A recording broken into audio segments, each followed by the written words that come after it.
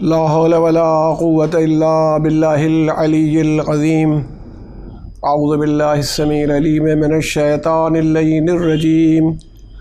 بسم اللہ الرحمن الرحیم. الحمد للہ رب العالمین والصلاة والسلام علی سید الانبیاء والمرسلین سیدنا و مولانا بالقاسم محمد وآلہ الطیبین الطاہرین المعصومین المظلومین. استغفر اللہ الذی لا الہ الا هو الحی القیوم الرحمن الرحیم ذو الجلال والاکرام واسألہ ان یتوب علی توبۃ عبد ذلیل خاضع فقیر بائس مسکین مستکین مستجیر لا یملک لنفسہ نفعا ولا ضرا ولا موتا ولا حیاتا ولا نشورا. اما بعد فقد قال اللہ تبارک و تعالی فی کتابہ المجید والفرقان الحمید وقولہ الحق. بسم اللہ الرحمن الرحیم. انا ہدیناہ السبیل اما شاکرا و اما کفورا. صلوات اللہم صلی علی محمد وعلی محمد. عزاداران امام مظلوم اور تمام ارباب کرم، قرآن مجید میں سورہ حلطہ میں جو یہ آیہ کریمہ ہے جس نے پروردگار عالم نے یہ ارشاد فرمایا انا ہدیناہ السبیل، کہ بے شک ہم نے سبیل کی ہدایت کر دی، راستے کی ہدایت. سبیل راستے کو کہتے ہیں، تو سبیل کی ہدایت کر دی. اور یہ فقرات کم سے کم ملت جعفریہ اس سے بہت اچھی طرح سے واقف ہے. وہ سبیل لگاتی ہے، پانی کی سبیلیں لگاتی ہے. اصل میں یہ لفظ جناب علی اکبر علیہ السلام کے لبوں پر آیا تھا جب آپ نے امام حسین علیہ السلام سے کہا تھا کہ اگر پانی کی کوئی سبیل ہو جاتی، آپ نے کہا تھا تو آج جنگ کر کے دکھا دیتا، جیسی جنگ ہونی چاہیے تھی، کیونکہ گرانی آہن نے مجھے مار ڈالا ہے، یہ جو ہے اس کی وجہ سے. تو پانی کی سبیل ہو جاتی کا مطلب ہے کہ انہوں نے فرمایا تھا کہ اگر پانی کا کوئی ذریعہ پیدا ہو جاتا، پانی مل جاتا تو اس لیے. مگر شاید آپ کے لبوں سے یہ لفظ سبیل ایسا نکلا کہ آج تک جب پانی پلانے والے پانی پلاتے ہیں تو اسے سبیل ہی کہتے ہیں کہ یہ پانی کی سبیل ہے. اور ماشاءاللہ اب تو چائے کی بھی سبیل ہوتی ہے، یعنی ان کی طرف سے جب کوئی چیز پیش کی جاتی تو سبیل بن جاتی.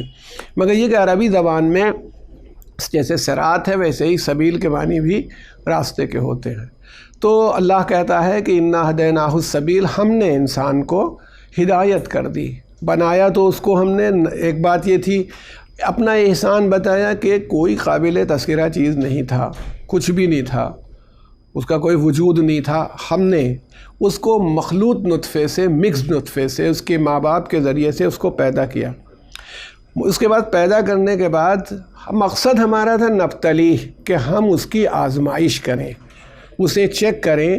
اور نبتلی میں کہ جب ہم اسے چیک کریں گے تو دیکھیں گے، تو نبتلی کے بعد پھر ارشاد فرمایا کہ ہم نے اس کے لیے اس میں وہ کوالٹیز دی. بھائی چیک کیسے کریں گے؟ تو اس کو ہم نے سننے والا بنایا اور دیکھنے والا بنایا. نبتلیہ فجعلناہ سمیعا بصیرا، تو ہم نے اس کو سمیع و بصیر بنا دیا. اب جب سمیع و بصیر بن گیا تو اس کے بعد یہ ہے کہ بھئی اگر وہ اما شاکر، اب اس کے پاس ہے انا ہدیناہ السبیل اما شاکرا و اما کفورا، اختیار ہے، چاہے وہ شکر گزار بن جائے چاہے نافرمان بن جائے. بعد میں تو اللہ کی طرف انسان کی واپسی ہو ہی جاتی ہے، تو کوئی بات نہیں ہے، وہ دیکھ ہی لے گا. وہ کہتا ہے ہم نے آزمائش کے لیے انسان کو یہ ساری کوالٹیز دیں. اب آپ کبھی بھی غور کیجئے گا کہ سبیل تک پہنچنے کے لیے کتنا انتظام کیا گیا. آج سے نہیں، پورا زمانہ ہے کہ 1 لاکھ، مشہور یہی ہے کہ 1,24,000 نبی آئے یہی کہ یہ راستہ بتائیں. اکیلی کتاب کبھی بھی راستہ نہیں بتا پاتی، کم سے کم ہم لوگ تو ماننے کو تیار نہیں ہیں. کیونکہ اگر کتابیں کافی ہوتی تو لائبریریز ہوتی، ٹیچرز نہ ہوتے. مگر جتنے بھی ادارے چھوٹے بڑے ہوتے ہیں، چاہے لائبریری نہ ہو مگر ٹیچر ضرور ہوتے ہیں. جس وقت کتابیں نہیں تھیں اس وقت بھی پڑھانے والے موجود ہوا کرتے تھے کہ جو زبانی پڑھاتے ہوں، جیسے بھی چاہے سکھاتے ہوں سکھاتے تھے. تو اس لیے آپ یہ توجہ کیجیے گا کہ اللہ تعالیٰ نے سبیل کی ہدایت کے لیے یہ کیا کہ نبی کو بھی بھیجا، بلکہ کبھی کبھی کہا جاتا ہے کہ نبی پہلے آیا، کتاب بعد میں آئی۔ حضرت آدم علیہ السلام کو پہلے زمین پر اتارا ہے، صحیفے اور قانون اور شریعت یہ بعد میں آئی ہے۔ اس کا یہ کبھی نہیں ہوا۔ اسی لیے ہم دلیل میں یہ بات کہتے ہیں کہ اس وقت بھی کسی نہ کسی ہادی کو موجود ہونا چاہیے، اس لیے کہ اگر وہ ہادی نہیں ہے تو اس کا مطلب ہے کہ دنیا بغیر ہادی کے ہے، اور اللہ ایسا کبھی نہیں کرتا کہ زمانے میں ہادی نہ ہو اور زمانہ موجود ہو۔ یعنی اگر زمانہ ہے تو زمانے سے زیادہ امام زمانہ کو ہونا چاہیے۔ ایک صلوات بھیج دیں آپ حضرات، صلی اللہ علیہ وسلم۔ اس لیے عرض یہ کرنا ہے کہ وہ سبیل کی ہدایت یہ تھی جو موضوع ہم لوگوں کا ہے کہ تعلیمات امام حسین علیہ السلام، اسی کے ذیل میں آپ سے باتیں ہو رہی تھیں، اور ہم نے آپ سے یہ کہا کہ اصحاب پیغمبر کی عظمت سر آنکھوں پر، لیکن اصحاب پیغمبر کو یہ پتہ تھا کہ اللہ کے رسول نے جب یہ حالات ہوئے تو یہ کیا، لیکن کسی کو رسول اللہ نے یہ نہیں کہا کہ جب ان کو میں یہ اختیار دیتا ہوں یا یہ ان کو دیکھنا کہ جب یہ ایسے عمل کریں گے تو جیسے یہ عمل کریں گے وہی صحیح ہوگا، نہیں، بلکہ یہ کیا بتایا، اپنے 12 نائبین کا تذکرہ کیا، اور 12 نائبین کا تذکرہ کرنے کے بعد یہ فرمایا کہ یہ جو ہیں گویا سمجھا دیا کہ یہ اول بھی محمد ہے، آخر بھی محمد ہے، اوسط بھی محمد ہے، کل محمد ہے۔ یہاں محمد ذات کا نام نہیں ہے، محمد کا مطلب ہے شخصیت اور ہادی ہے۔ تو یہ ہادی ہیں اور ہدایت کریں گے، یہ دیکھنا کہ حالات مختلف ہو جائیں گے تو ان کی ہدایت میں جو ہو رہا ہوگا وہی درست ہوگا۔ اس لیے یہ فرمایا کہ اگر یہ کھڑے ہو جائیں تو یہ تب بھی صحیح ہے، قیام کر جائیں تب بھی صحیح ہے، بیٹھ جائیں سلو کر لیں تب بھی صحیح ہے۔ یہ ایک ہدایت کا پورا ایک سلسلہ قائم کرنے کے بعد پیغمبر نے یہ بات بتا دی۔ لیکن انسانوں کا مزاج ہی ہم سب کا یہی ہوتا ہے کہ جو بھی ہو جائے اس کے خلاف کچھ نہ کچھ کہنا چاہیے، اس لیے لوگوں نے اپنی اپنی طرف سے باتیں بنائی کہ وہ کوئی اگر سلو کر لی تو کہا ان کا مزاج الگ تھا، اور انہوں نے جنگ کی تو کہا ان کا مزاج الگ تھا۔ تو امام حسین علیہ الصلوۃ والسلام کے لیے ان حالات میں جیسے جہاں پر ہم لوگوں نے اپنے تذکرے کو کل چھوڑا تھا کہ حضرت سے بیعت کا مطالبہ کیا گیا۔ اب بیعت کا مطالبہ، بیعت جو ہے ہمارے ہاں تو ایک یہ لفظ عام طور پر استعمال ہوتا ہے، بیع عربی زبان میں بیچنے کو کہتے ہیں، سیل کو کہتے ہیں، اسی لیے ہمارے یہاں وہ بیع کا عین غائب ہو گیا ہے، بیع نامہ ہوتا ہے۔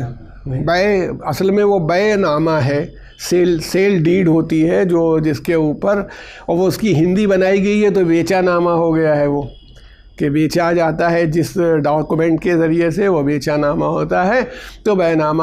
تو بیعت کا ایک طریقہ یہ تھا کہ جو بادشاہ ہوتا تھا یا جو اس کی اتھارٹی ہوتی تھی اس کے ہاتھ میں اپنا ہاتھ دے کر کے عہد کیا جاتا تھا کہ میں آپ کا وفادار ہوں، جو آپ کریں گے میں اس کو مانتا ہوں، یہ کہلاتی تھی بیعت۔ اچھا، جب یہ بیعت کا سوال اب دیکھیں کیا گیا تو جسے ہم انگریزی میں اگر ٹرانسلیٹ کریں تو یہ ہے کہ اوتھ آف ایلیجینس، وفاداری کا حلف لینا۔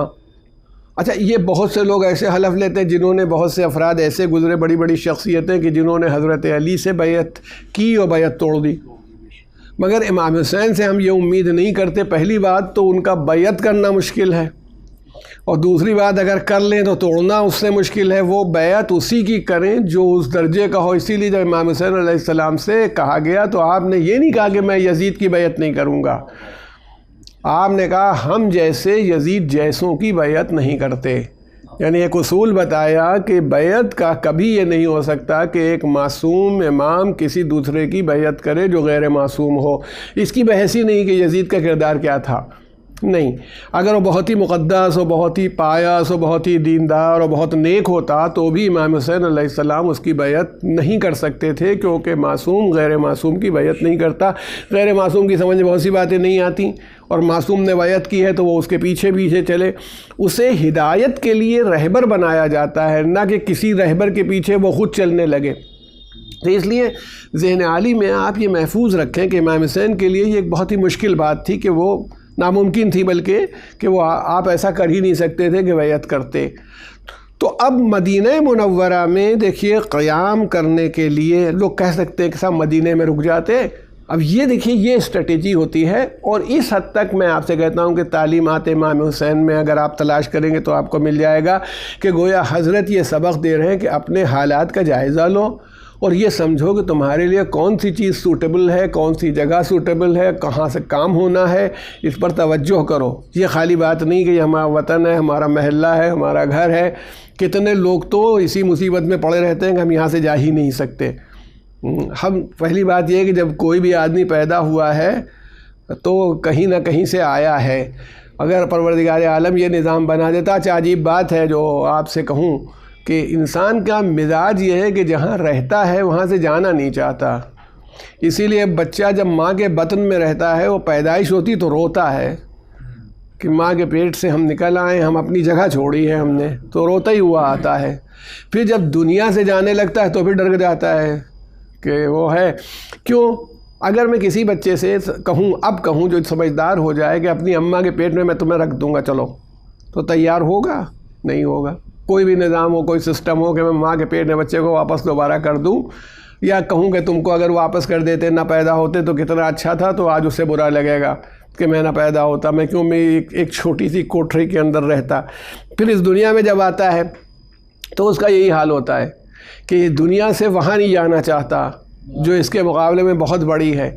دنیا کا بھی یہی حال ہوتا ہے، خالی ایک شہر سے دوسرے شہر ٹرانسفر ہو اتنا دوڑتا ہے ٹرانسفر رکوانے کے لیے، اتنا دوڑتا ہے کہ جس کی کوئی حد نہیں ہے، مگر جب جانا ہی پڑ جاتا ہے چلا جاتا ہے۔ پھر 2-4 سال بعد وہاں سے ٹرانسفر ہوتا ہے تو وہاں سے رکوانا چاہتا ہے، یہاں سے ٹرانسفر رک جائے آگے نہ جاؤں۔ تو گویا انسان کا مزاج یہ ہے نا کہ جو حالات ہوتے سمجھتا ہے ایسے ہی۔ امام کی تعلیم یہ ہے کہ اپنے مقصد کو دیکھو، تمہارا مقصد کیا ہے؟ تمہارا مقصد اگر وطن میں رہ کے پورا ہو رہا ہے تو پورا کرو، اگر وطن میں رہنے سے مقصد کو نقصان پہنچ رہا ہے تو وطن چھوڑو، جیسے کہ حضرت نے چھوڑا۔ اچھا یہ مدینہ منورہ ہمارے لیے بھی بہت مقدس جگہ ہے، ہمارے 4 امام وہاں تشریف آرام فرما رہے ہیں، جناب فاطمہ ہیں، ایک سے ایک مقدس ہستیاں، جناب ام البنین کی قبر ہے، رسول اللہ صلی اللہ علیہ وآلہ وسلم، ان کی ازواج، بہت سے اصحاب تب کی قبریں ہیں۔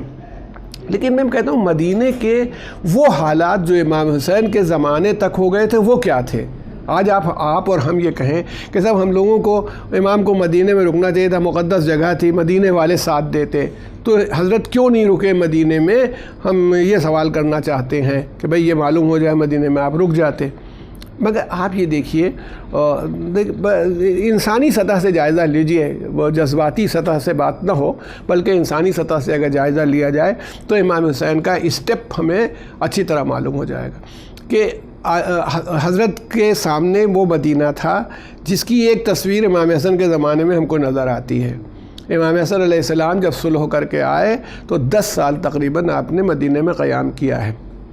اب اس 10 سال کے عرصے میں دیکھیے، پہلی بات آپ مدینہ کو دیکھ لیجئے کہ کبھی کبھی سوسائٹیز مردہ ہو جاتی ہیں، سماج مردہ ہو جاتا ہے۔ جن لوگوں میں جو ایک خاص چیز اسلام نے پیدا کی تھی وہ تھی کہ سوچنے کی طاقت، قوت احساس پیدا کی تھی کہ انسان سوچے کیا چیز صحیح ہے، کیا غلط ہے، کیا ٹھیک ہے، اپنے بارے میں بھی، سماج کے بارے میں، سب کے کیا ہو رہا ہے، اور پھر اظہار کی جرأت ہونی چاہیے کہ کہہ سکے کہ یہ صحیح ہے، یہ صحیح نہیں ہے۔ پورا ایک نظام ہے جس کے تحت اس کا تذکرہ انشاءاللہ آپ سے کریں گے۔ تو اس کے اندر یعنی freedom to think and freedom to speak, دونوں چیزیں اسلام کا جز ہیں کہ سوچنے کی طاقت ہونی چاہیے اور بولنے کی بھی طاقت ہونی چاہیے۔ یہ اس کوالٹی تھی۔ مدینہ کا کیا حال تھا؟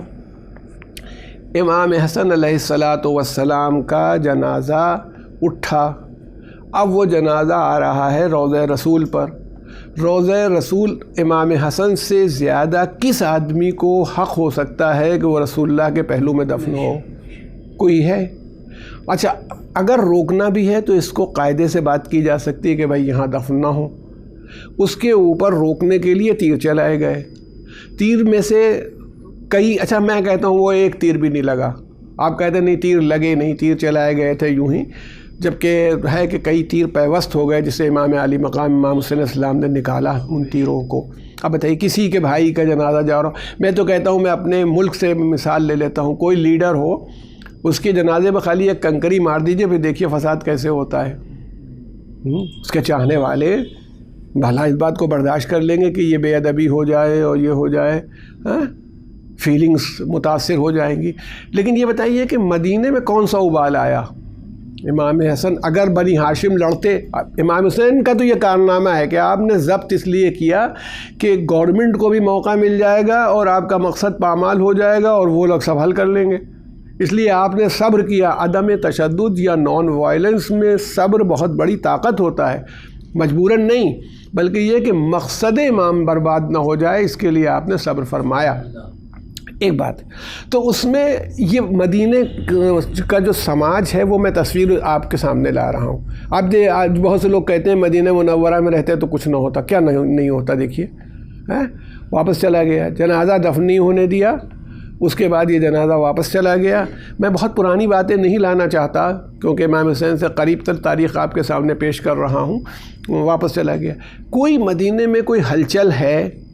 کسی آدمی کے اوپر کوئی اثر ہے؟ میں خاندانی بات نہیں کر رہا ہوں کہ بنی ہاشم کے اوپر اثر ہوا، بھائی ان کے گھر کا معاملہ تھا، لیکن جو عوام تھے، انصار مدینہ تھے، دوسرے قبائل تھے، یہ سب، مدینہ تو ایک بہت بڑا سینٹر بن چکا تھا. امام حسن علیہ السلام کی پرسنالٹی تھی، آپ کا دسترخوان بچتا تھا، سینکڑوں آدمی روز کھانا کھاتے تھے، یہ تمام لوگ تھے. لیکن یہ ہمارے سامنے صورتحال پیدا ہوتی ہے. ایک صورت. دوسری بات دیکھیے، جب امام حسین کی شہادت ہو گئی اس کے کچھ دنوں کے بعد، آپ تاریخ دیکھ لیجئے گا اور اگر کبھی ضرورت پڑی تو میں ریفرنس بھی آپ کو دے دوں گا آپ کے سامنے. اس کے کچھ دنوں کے بعد ایک ڈیلیگیشن مدینے سے گیا یزید کے وہاں دیکھنے. اب کیوں گیا، کیسے گیا؟ اس میں ایک بہت بڑی شخصیت ہے ہمارے ہاں گزری ہیں، جن کی شہادت ہوئی تھی، وہ غسیل الملائکہ کہلاتے ہیں. انہی کی نسل کے ایک آدمی جو تھے، لیڈر تھے، وہ تشریف لے گئے. اس کے بعد لوٹ کے آئے، وہ کہا کہ ہم ایک ایسے آدمی کے پاس سے آئے، یزید کے لیے کہا کہ جس کے ہمیں ڈر لگتا تھا کہ کہیں عذاب نازل نہ ہو جائے. وہ یہ کرتا ہے، وہ شراب پیتا ہے، وہ تنبور بجاتا ہے، وہ بندر پالتا ہے. سب انہوں نے اس کی باتیں کہیں. بہت سی باتیں ایسی جو ممبر سے بیان کی جا سکتی، بہت سی ایسی جو نہیں کی جا سکتی. یہ سب کرتا ہے. تو ہم مدینے والوں نے بیعت توڑ دی. یہ کہلاتا واقعہ ہرہ کہلاتا ہے. واقعہ ہرہ، مدینے والوں نے جنہوں نے بیعت کر رکھی تھی یزید کی بیعت توڑ دی. اب یزید نے لشکر کشی کی. یہ دیکھیے آپ. اچھا ایک بات میں آپ سے کہتا ہوں کہ اہل بیت جو بجا بھی رہی ہو، میں نہیں کہہ سکتا، اہل بیت علیہم الصلاۃ اس میں پوری لسٹ میں کہ یزید یہ کرتا ہے، یہ کرتا ہے، یہ کرتا ہے، یہ کرتا ہے، کہیں نہیں ہے کہ اس نے امام حسین کو شہید کیا اس لیے ہم بیعت توڑ رہے ہیں. جب اس واقعے کی اطلاع آئی تو انہوں نے کوئی ری ایکشن شو نہیں کیا وہاں پر. اچھا یہ کہیں پر نہیں ہے کہ صاحب ایسی جناب وفات زہرا و جناب ام کلثوم جیسی مقدس ہستیوں کو گرفتار کیا گیا اور پھرایا گیا بازاروں میں، یہ نہیں ہے. یعنی جو یزید کی لسٹ آف کرائم بنی ہے اس میں نہیں ہے.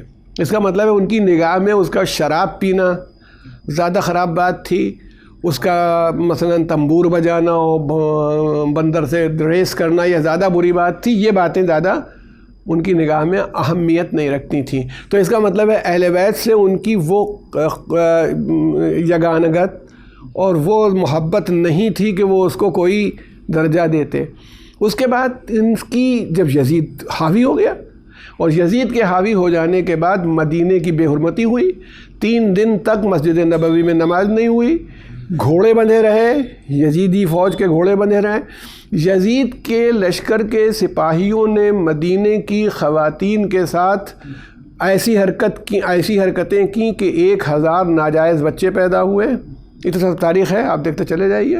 اور یزید کی بیعت مدینے والوں سے لی گئی. اس نے یزید نے پہلے بھی کی دیا تھا، وہ کربلا کو بھگتے ہوئے تھا کہ بنی ہاشم کے علاوہ سب سے بیعت لینا، بنی ہاشم کو چھوڑ کر کے. تو یزید کی بیعت اس شرط پر کی گئی کہ ہم یزید کے غلام و کنیز ہیں، ہمارا مال یزید کا مال ہے، ہمیں چاہے قتل کر دے چاہے چھوڑ دے.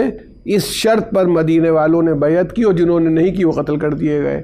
آپ یہ بتائیے ذرا سا مجھے کہ جو لوگ اپنا دفاع نہیں کر پائے، جو لوگ اپنی حرمت نہیں بچا پائے ان سے یہ امید کی جاتی ہے کہ وہ امام حسین علیہ الصلاۃ والسلام کا دفاع کرتے، اور پھر آپ کو یہی واقعہ بتا رہا ہے کہ اگر حضرت جیسے آپ نے مکہ چھوڑ دیا تھا، مدینے کو بھی اس لیے ترک کر دیا تھا کہ مدینے کی حرمت برقرار رہے، ورنہ جب لشکر یزید آتا اور جیسے واقعہ ہرہ میں ان لوگوں کے ساتھ ہوا ویسے ٹھیک ہے وہ بیعت نہ کرتے تو قتل تو کر ہی دیے جاتے، اور پھر یہ اور بری بات ہوتی کہ آپ شہید ہوتے اور اپنے نانا کے مدینے میں شہید ہوتے، جہاں پر نانا یعنی بس یہ سمجھ لیں کہ مدینے کو وہی حرمت حاصل ہے، وہی عظمت حاصل ہے جو مکے کی ہے، دونوں میں کوئی فرق نہیں کیا جاتا۔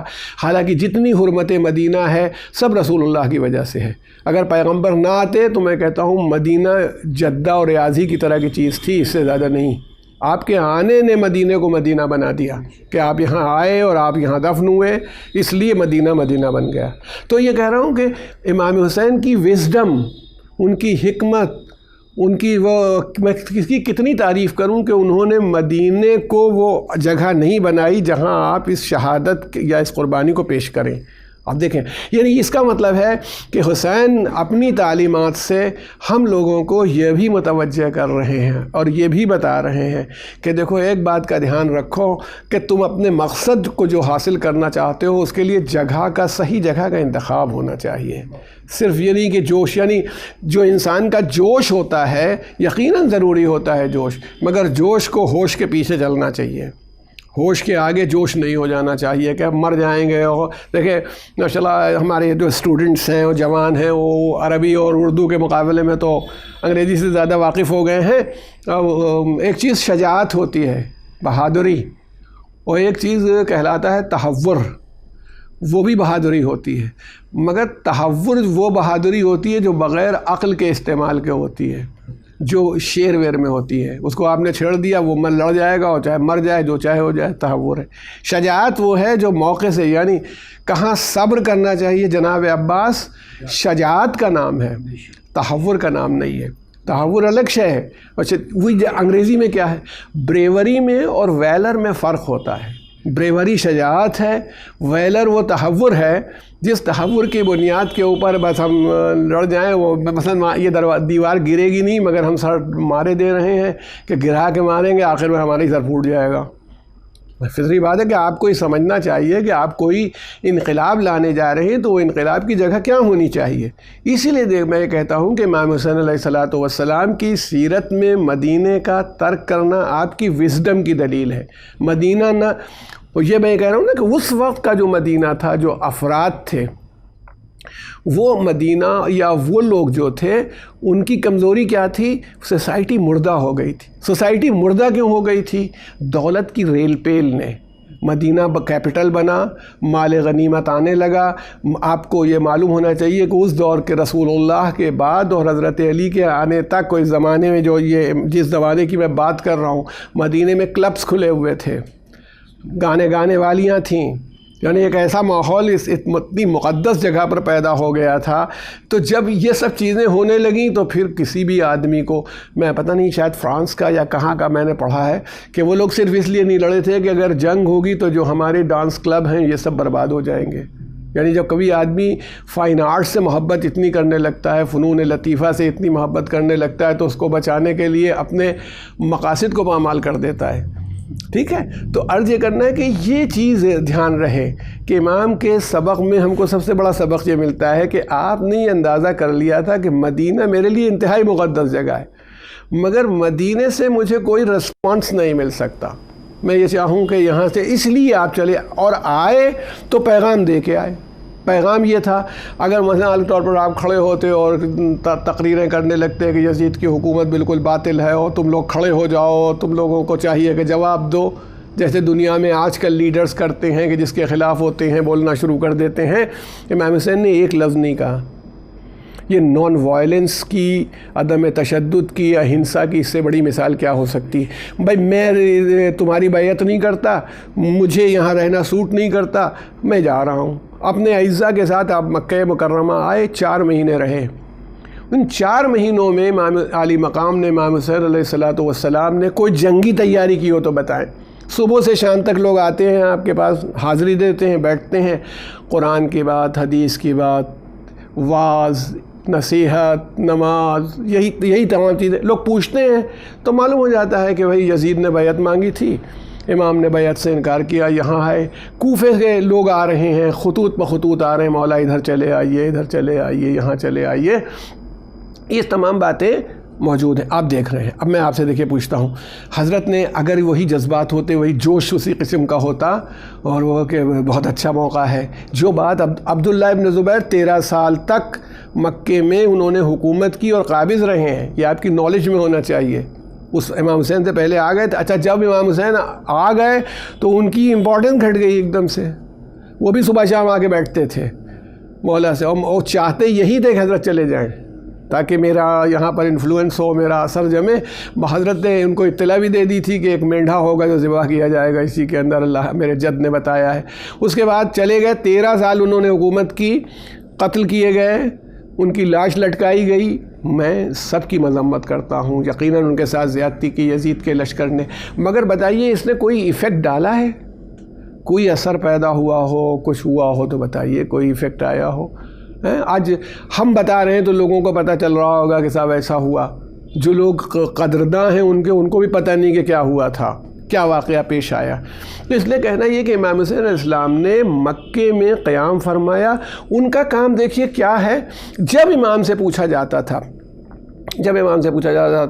آپ کیوں نکلے ہیں، تو آپ نے کبھی نہیں کہا میں یزید کا تختہ الٹ دوں گا، میں اس کا تاج چھین لوں گا۔ اچھا کتنی بڑی یزید کی حکومت تھی، اگر امام کوئی بھی سمجھدار آدمی مثال کے طور پر ہم سوچیں ہوں، ہم کہیں کہ ہم فلاں ملک میں جا کے تختہ الٹ دیں گے تو یا تو لوگ ہم کو دیوانہ و پاگل سمجھیں گے، یا جانیں گے بھائی ان کی کیا حیثیت ہے، ان کی کیا پوزیشن ہے، تو وہ تو بات ایسی معاذ اللہ، وہ تو ایک امام معصوم و ہادی اور ایک باعظمت ذات ہے، وہ کہتے کہ میں تخت اس کا بیت المال لے لوں گا، اس کا تختہ الٹ دوں گا، اس کی فوج کو نیست و نابود کر دوں گا۔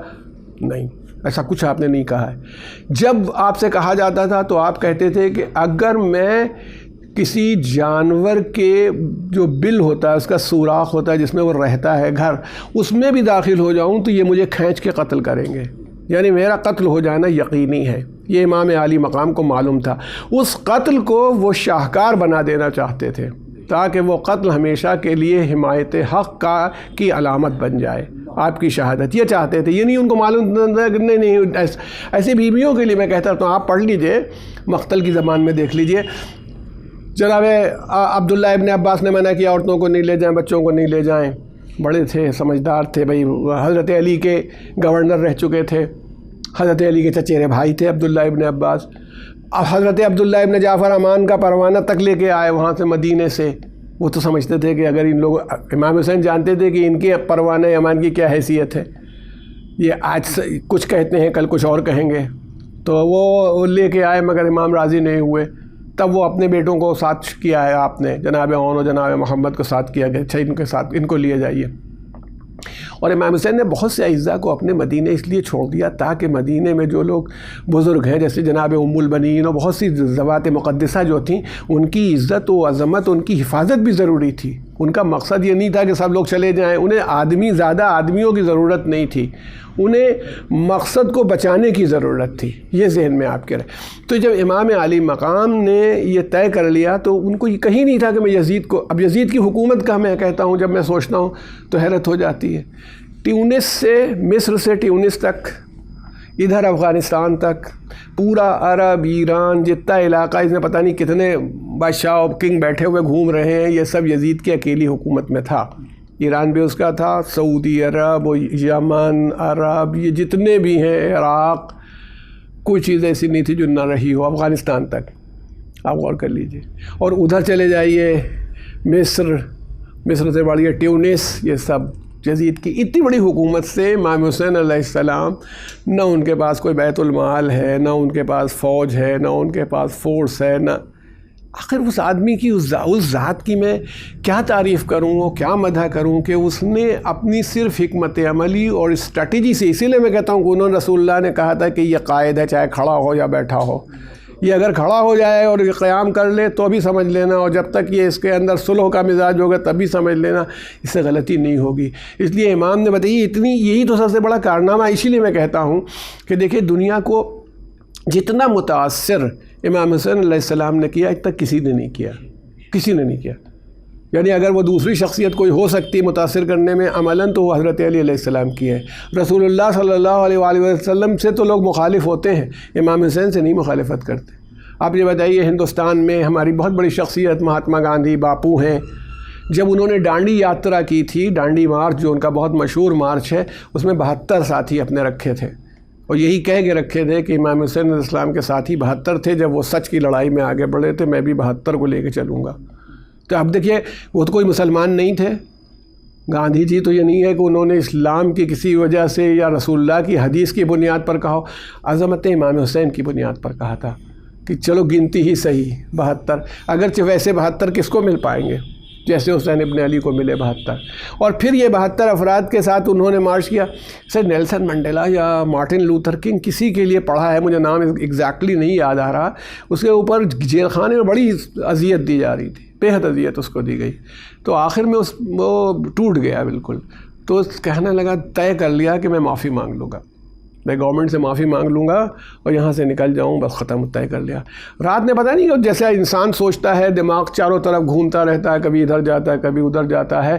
اس کے دماغ میں ایک عجیب بات آئی اور سوچنے لگا، ایک سوچتے سوچتے کہنے لگا کہ امام حسین نے تو اتنے کم لوگوں کے ساتھ، میں تو بھوکا بھی نہیں رہتا، میں تو پیاسا بھی نہیں رہتا، میرے ساتھ تو کوئی بچوں کی بھی دقت نہیں ہے، اور وہ ظلم کے آگے نہیں جھکے، میں کیا جھک جاؤں؟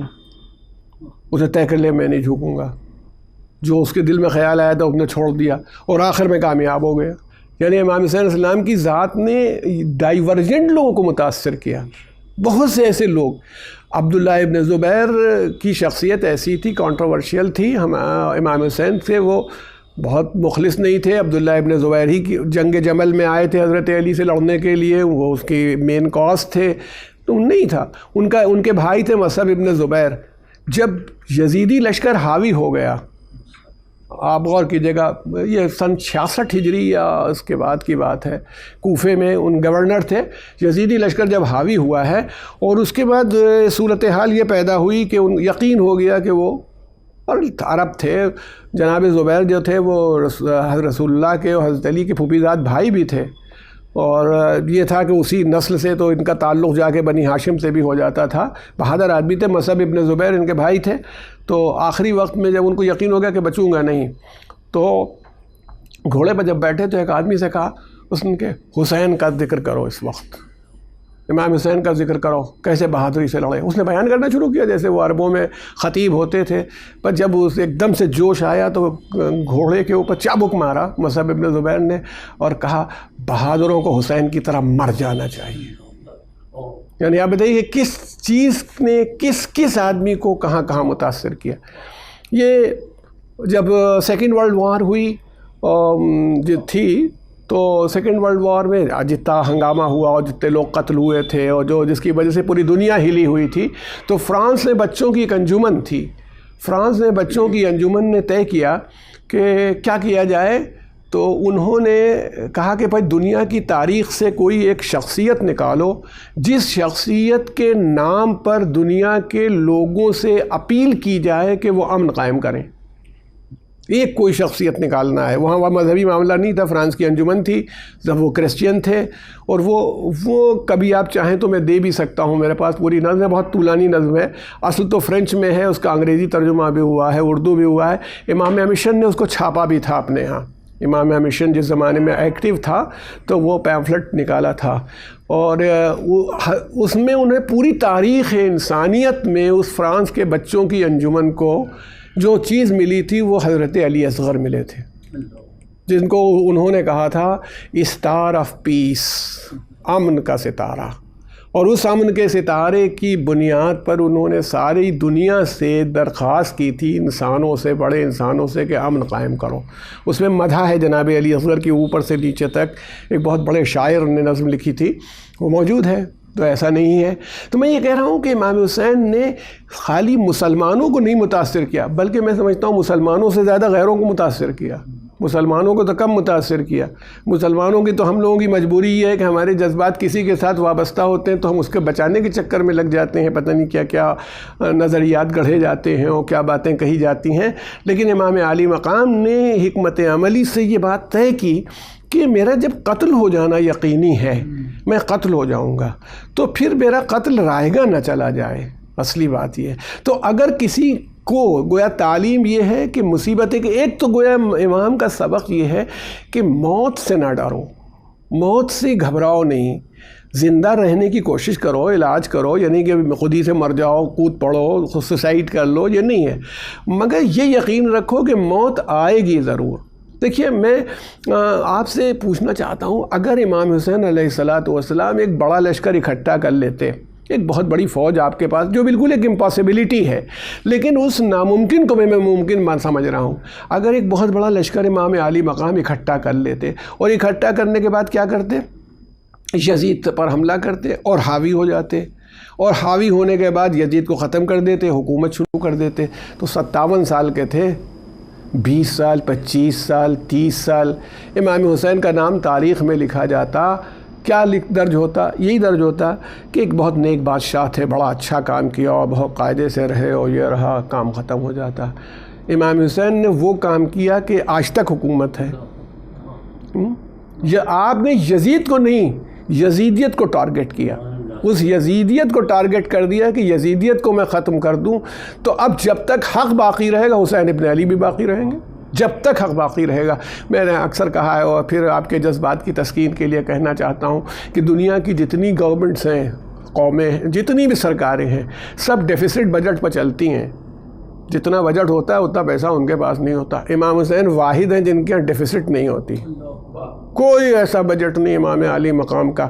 دنیا کے جتنے ٹیکس ادا کیے جاتے ہیں، جتنے ٹیکس دیے جاتے ہیں، یہاں تک کہ دینی ٹیکس، زکوٰۃ نکالنے کے بعد بھی زکوٰۃ نکالنے والے کو تکلیف ہوتی ہے.